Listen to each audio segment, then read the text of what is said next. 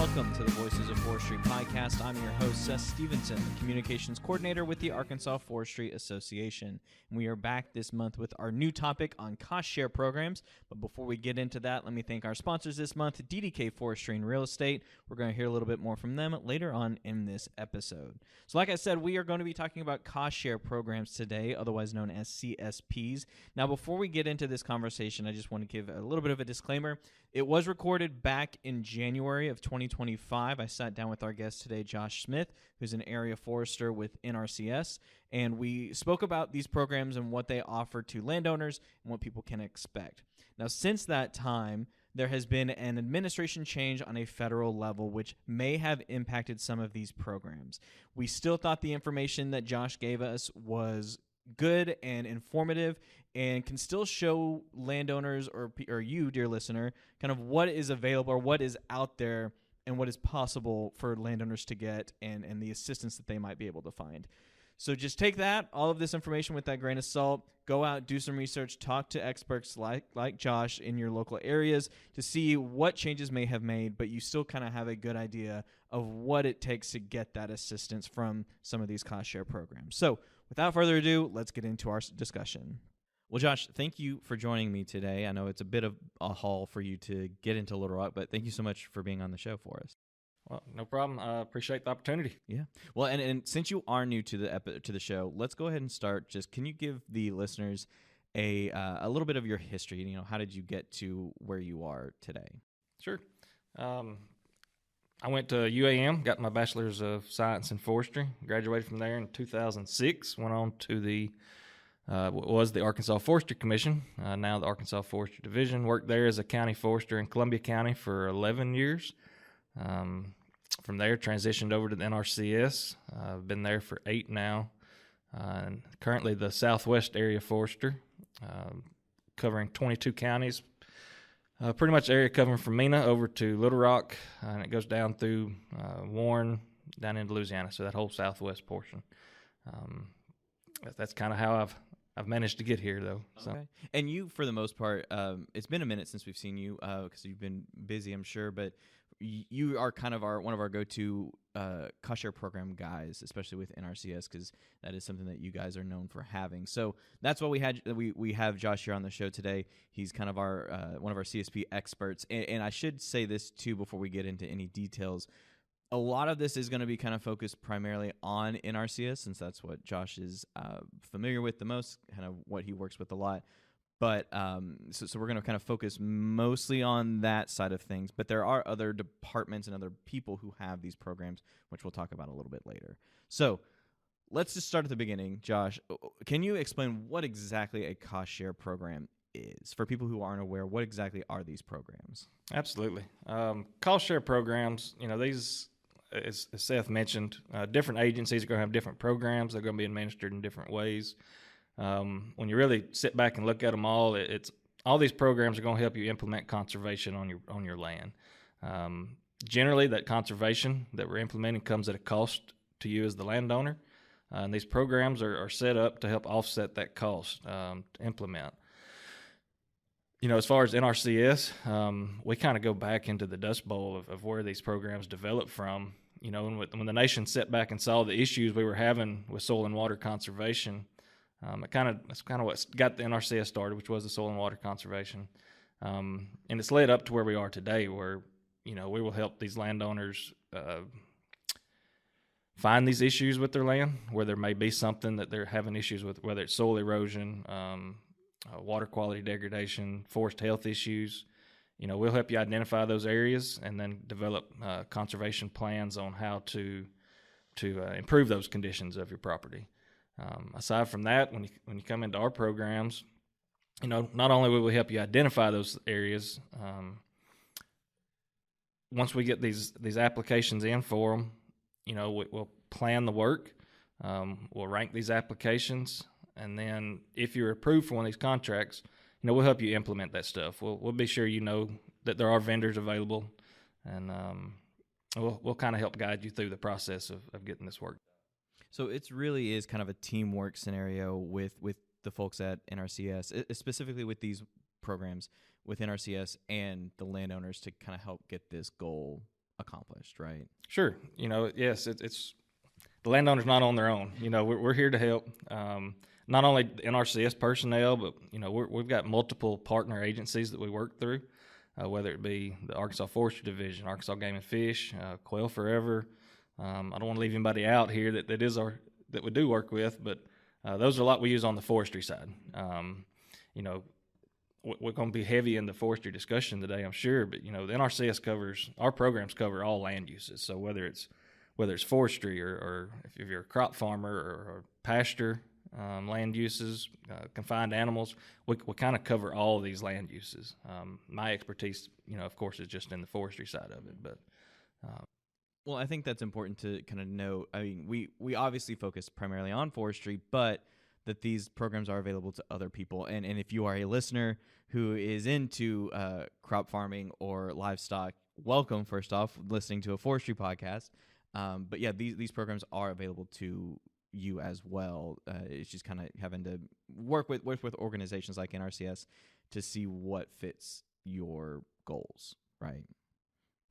So, Josh, let's kind of move on. So, let's say I'm a landowner and, you've come out on my property and kind of helped me identify some of the goals or some of the projects that I want to accomplish, and have recommended the cost share programs that you guys provide. What's the process look like from there? What needs to happen for me to get the money or get the resources that I need to accomplish that goal?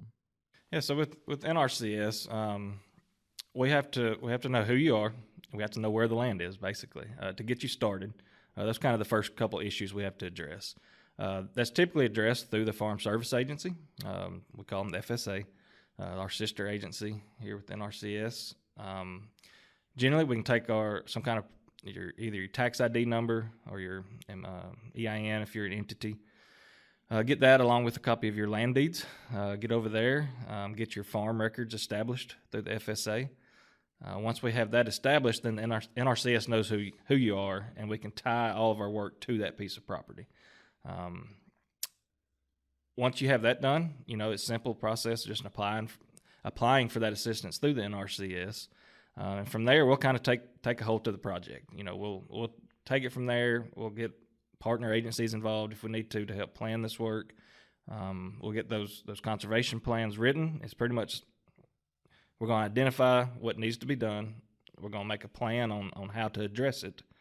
And then we rank all of these projects together. A lot of this is local funding sources. It's all federal funds, but we break it up within the state into more local sources.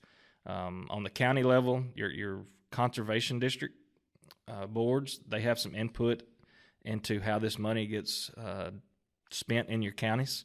Whether that's so much towards forestry projects, so much towards pasture projects, and even then they can implement ranking questions if there's certain types of projects they want to have more weight within that county.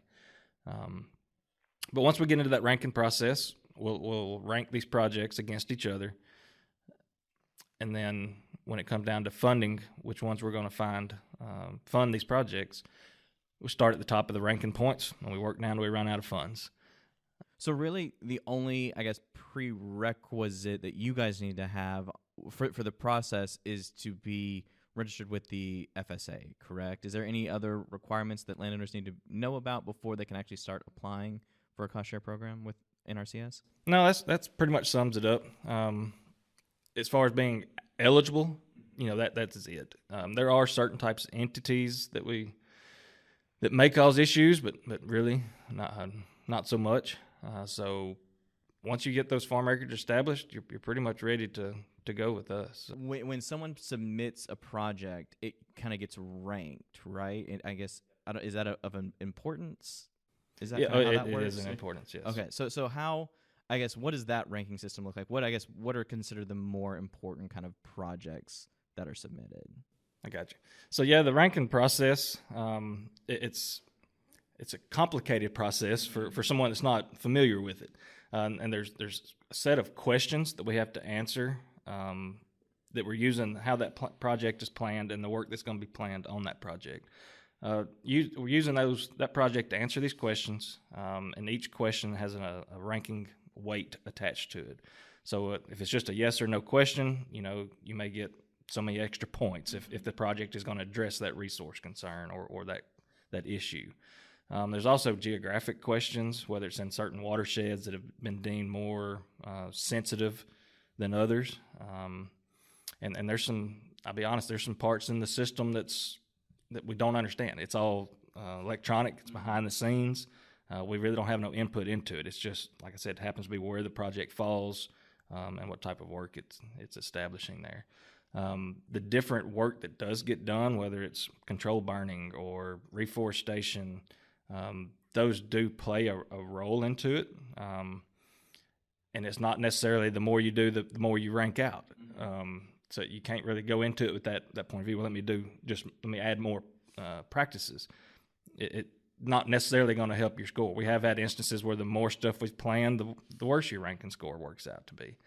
So when we look at that, we come into it with more of an open mind. So hey, let's find out what the issue is, and let's plan it accordingly, and it's going to rank out where it ranks out. We try to play neutral there and make it an even playing field for everyone.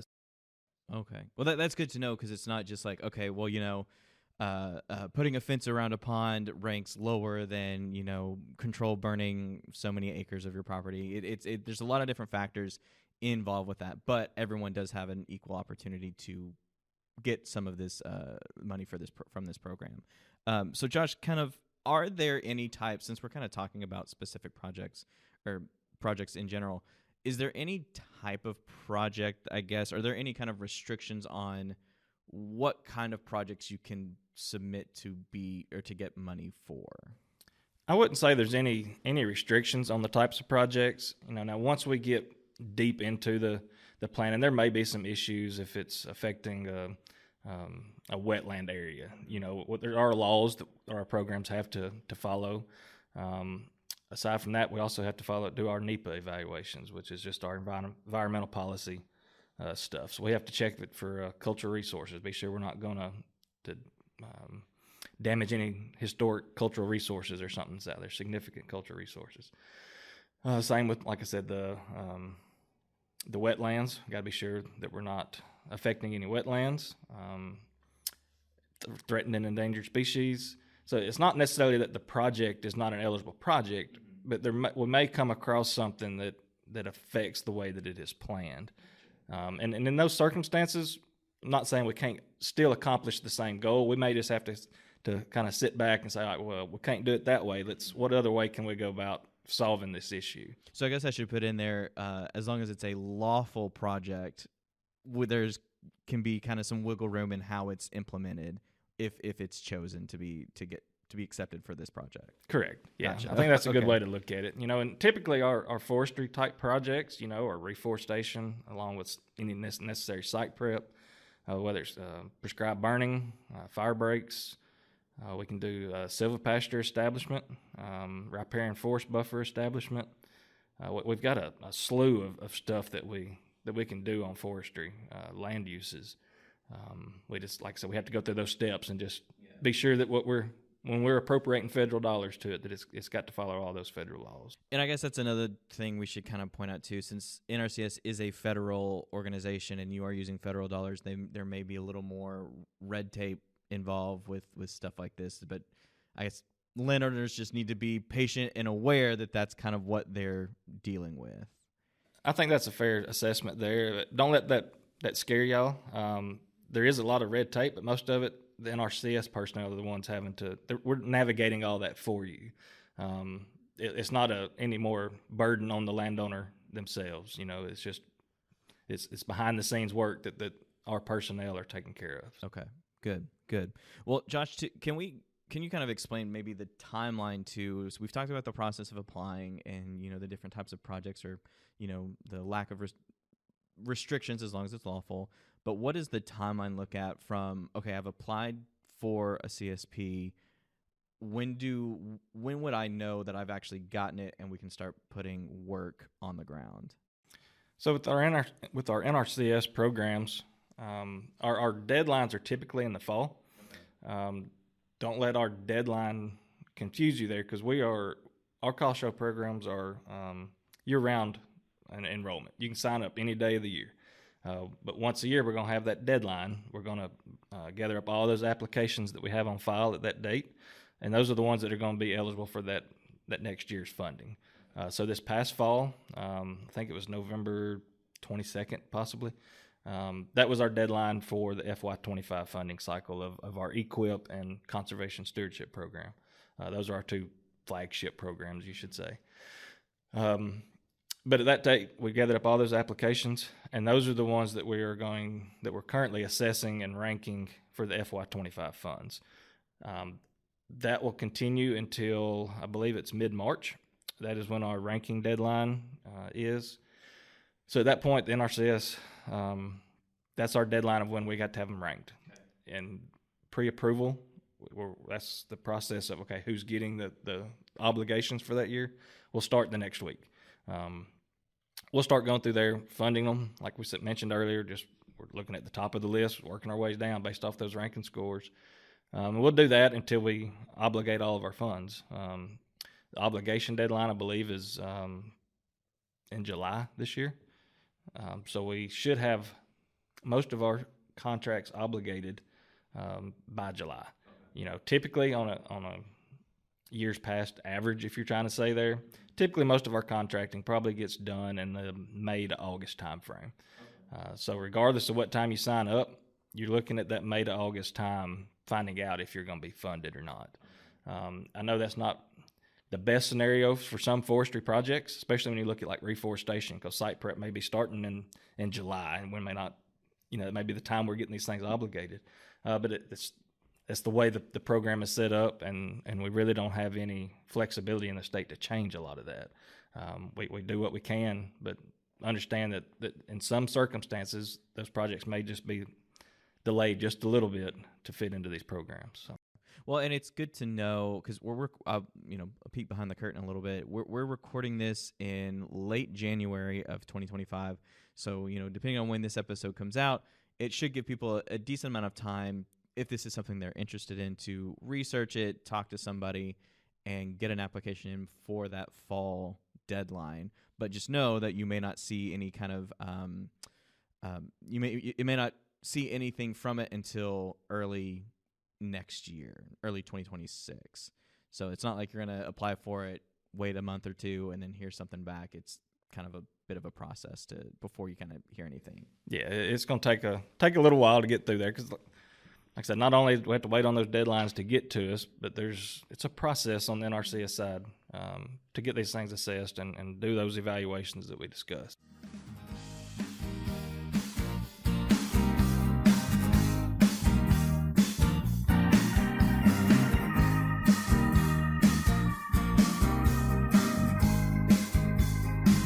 DDK proudly supports the AFA. In 1962, Mr. Jerry Davis started DDK with a core value of wanting to help forest landowners.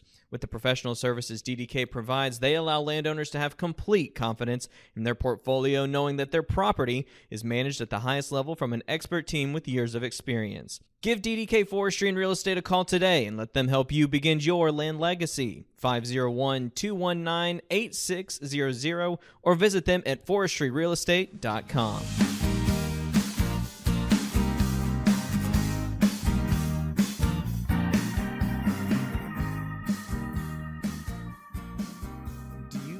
Off the top of your head, just the average amount of applications that you guys receive in a year? I do not. It's a lot. Yeah.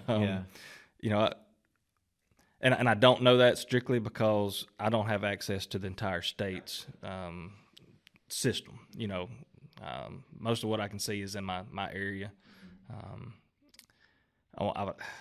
It's tough to say that without getting somebody to pull those numbers for us. Okay, that's fair. That was just a question I should have asked you when I sent you kind of our list of questions, but that just kind of popped into my head. But and I think too, something that you kind of touched on here, when we're talking about NRCS is a federal organization, but for cost share programs, we're talking specifically just the state of Arkansas, especially when it comes to the ranking, right? Like it's just Arkansas projects are being ranked, not the southern states are all kind of lumped into one thing. It's just a state-by-state basis. Correct. It's just the state of Arkansas. Now, our funding, the state of Arkansas will get a pool of funding, and and there will be some that's designated in state fund pools, and then there'll be the county allocations. So not only are you getting, I mean, you're going to get ranked, but you may get ranked into several different funding sources within the state. So you may get ranked into your local funding source. You may get ranked into a state forestry fund pool. If it's depending on the project, there may be another funds out there that we can apply for. So it is just Arkansas funds, other Arkansas applications that you're competing with. But again, you may be competing in several different pots of applications. So do you have any tips or are there any tips or tricks for landowners who are interested in these programs to kind of have the best shot at receiving funding? Are there any tips? Well, like I said, we really want to just apply for what is needed. We try not to fluff these things up. So as far as, trying to incentivize your particular application, no, just be honest about what you need, and we'll do that part of it. It is helpful, especially for forest landowners, if you've had a forest management plan already in place before you ever step a foot in our office. Because any kind of application and contract that we deal with on forest land has to have a forest management plan. So if you do not have one, then we have to get one created for you before we can get too deep in these projects, which is time consuming. So if you've already got that, that's awesome. And in some circumstances, if you had that forest management plan in place and we're following that plan, you may not even have an issue to be in our office talking about. That forest management plan could have steered you in a direction during a timber harvest, for say, that didn't lead to a BMP issue, for us to have to come in and help you address now. So that's to me is always a suggestion I give forest landowners is get those forest management plans and be following those. In your experience, do you guys usually see landowners? For some reason, the term that I'm thinking of is like a walk-in. Do you see more people just kind of walking into the NRCS office saying, "Hey, I want to put an application in for a CSP," or is it people working with other consulting foresters or other foresters like yourself with NRCS who kind of suggest, "Hey, a CSP might help with this," and then send in an application? We get both. We get, I would say, more just people walking in, individuals that are not working with the consultant, looking for assistance with projects more than we do from the consultants. But we do get both, and we're willing to work with both. You're all producers, and you all deserve the same opportunity through us. So we'll work with both of you the same way. So Josh, you did kind of address my last question here, but I want to say it again for the folks that might have missed it. NRCS does assist landowners. Again, this isn't just kind of a blind process. The NRCS specifically with y'all's programs, they do assist the landowners in getting the application and implementing the project on their property, right? So we will help you, aside from getting it contracted and obligated, we will provide a list of vendors that can be used to help you. We cannot find these vendors. We can't contract with a particular vendor. But once it's on, so it's going to be on the landowner to find a vendor to get the work done. Now, once they have that vendor located, we will step back in and help be sure that vendor is implementing the stuff correctly. And aside from that, once it's done, we also have to check it out to be sure that it meets our specifications. And as long as it does, then we move forward with the payment process, the reimbursements. Okay. And I guess that's another thing too is it all reimbursement? So the project has to be completed and then NRCS will then come in and say, okay, here's the money that we told you that we would give you for this. Is that kind of how it works for the most part? For our NRCS projects, yes. When these things are obligated, you'll know up front exactly how much money you're going to get from the NRCS. It's a set price. It's not not based on how much you pay a vendor. So we're going to have a particular price on each line item that we agreed to pay to reimburse for. Once it's going to be on you, like I said, to contract the work, get it implemented. As soon as it's implemented, let us know. We'll come check it out, and we'll start that process to reimburse you what we agreed to on the front end. Okay. And that's something we probably should have mentioned higher up in the episode, though. But because it's not just, okay, you've been approved for a project, here's a check. It's you've been approved for a project, now do the project, and then we'll get you that check down the road.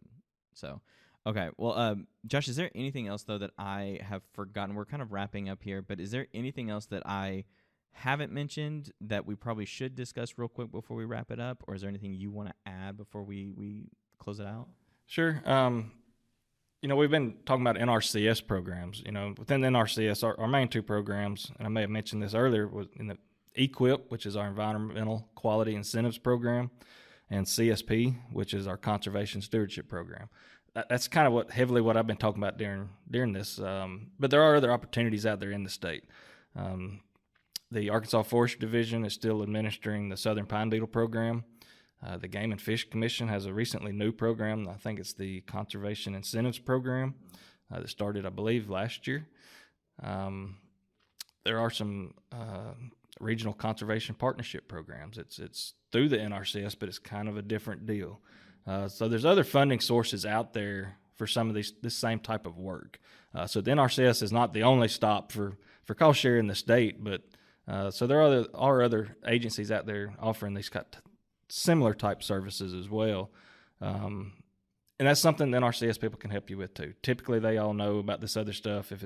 If you're applying for something that maybe doesn't fit our program as well as it does one of these other ones, we can tell you that in our office and point you in the right direction. So, okay. Well, and that's another kind of good thing we should probably say too is if people are interested, one of the first steps they take is just contact NRCS and kind of see what they can do from there. Is that the best tip that we can probably give them? I would say so. We have field offices all across the state. You can get on our website and find those with the locations and contact info. But sure, give those field offices a call and just tell them what you've got and see if they think that's something that we can help with or be a service to. And then as far as the NRCS is involved, it does not have to revolve around cost share. We can come out and help without it being tied to one of these programs. There's nothing wrong with us coming out and just looking at your property saying, hey, this is an area you need to work on. Here's what you should do. If you're not comfortable with the cost share side of it, we can still come out and provide some services for you. So okay. All right. Well, Josh, I think that's going to wrap it up for us. So thank you again for making the drive over to Little Rock, and we appreciate all of this talk and information. I'm still kind of learning, as I tell people all the time on the show, that I'm still learning about stuff. And as much as I've heard you talk, I'm still learning about cost share programs and stuff like that. So thank you for joining us. Absolutely. Appreciate the opportunity. And that'll do it for this month's episode of Voices of Forestry. Again, we want to make sure that we add this disclaimer. Some things may have changed since I spoke to Josh in January about this and now. So go out, make those phone calls, talk to people, talk to these professionals. They're going to be able to help you out and get you to the places you need to be or get you to the people you need to be speaking with. But make sure you go out and ask these questions to see what assistance is available for you. We want to give a special thank you to DDK Forestry and Real Estate for their continued support of the show. And as always, we want to thank some guy named Rob / Rob McCormick for the use of his theme song, The Same Love. That's off of his album, The Folkster. You can find more of his music on Spotify, and we have a link to his website in the description of this episode where you can find where he's doing shows and more news and information about his music. But that's going to do it this month for Voices of Forestry. Make sure you come back next month when we'll have a new topic, a new discussion, and a new Voice of Forestry.